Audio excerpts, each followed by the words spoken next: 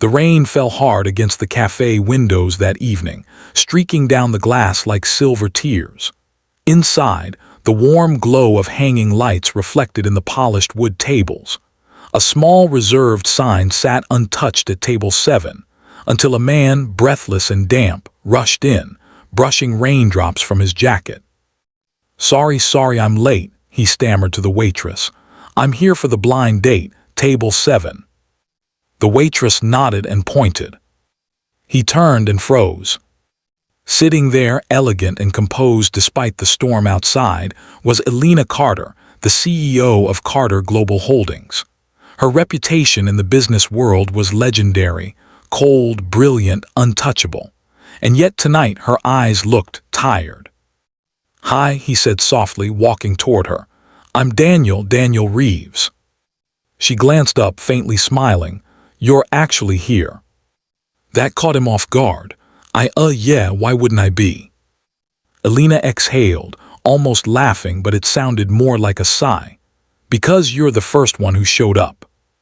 He blinked. "Wait, what do you mean?" She looked down at her untouched coffee.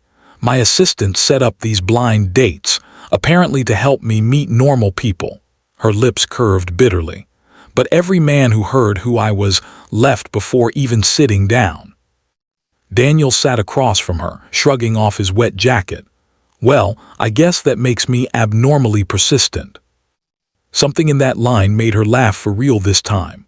A quiet, honest sound that softened her entire face. As the minutes turned into hours, the conversation flowed easily.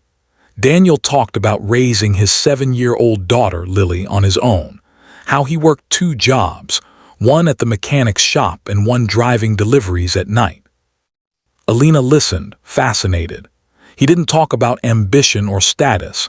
He talked about bedtime stories, burned pancakes, and saving for piano lessons.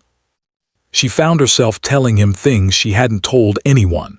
How success had made her lonely. How people saw her title before her heart. When their dinner arrived, Daniel smiled. "So, Miss CEO, what's it like being the boss of everything?" She smiled back. "Overrated. Everyone wants something from you until they don't." The words hung in the air. He looked at her, and in that moment she wasn't a CEO, just a woman who wanted someone to stay. Then her phone buzzed. Her assistant's name flashed. She silenced it. "Not answering?" Daniel asked. "No," she said softly. "Not tonight." Just then thunder shook the cafe and the lights flickered out. A murmur rippled through the room. The power was gone. People rushed to leave, but Daniel just reached across the table and took her hand. "Don't leave," he said gently. "You're the only one who came." Elena's eyes widened. It was what she'd been wanting to hear for years, but never from anyone she'd expected. He smiled. Besides, Lily would say it's bad manners to run out during dessert. That broke the tension, and Elena laughed until her eyes watered. They sat in the candlelight, their hands still intertwined, 2 strangers who suddenly felt like home. When the power came back hours later, the cafe was nearly empty. Outside, the rain had stopped. Elena stood reluctantly. "You know, I don't usually do this." "Have dinner with strangers," he teased. "No," she said, smiling shyly. "Ask for a second date." Daniel's heart skipped. "I'd like that, but only if I can bring my toughest critic next time." "Your daughter?" He nodded. Elena hesitated, then grinned. "I'll bring ice cream." A week later they met again, this time in a park, with Lily laughing between them. As the little girl ran off chasing bubbles, Elena looked at Daniel and said, "You were supposed to be a blind date." He smiled.